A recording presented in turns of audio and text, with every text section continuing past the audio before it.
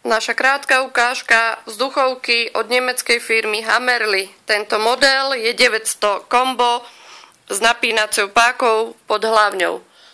Jedná sa o vzduchovku s drevenou pažbou, ukončenú gumenou bodkou. Zbraň alebo vzduchovka má v príslušenstve takisto puškohľad s montážou 6x42. Montáž má nastaviteľné mieridlá so svetlovodným vláknom.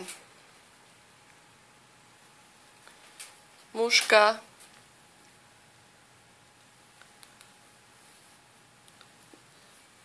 Napínacia páka na natiahnutie zbrane. Dve poistky, jedna na napínaciu páku, jedna na spúšť. Po natiahnutí zbrane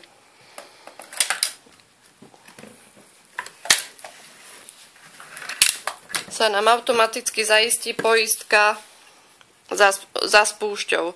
Ak chceme páku vrátiť naspäť, musíme odistiť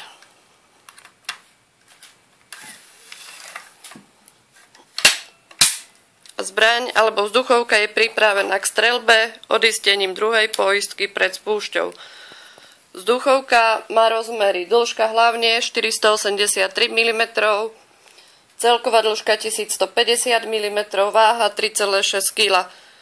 Vzduchovka Hammerli 900 kombo.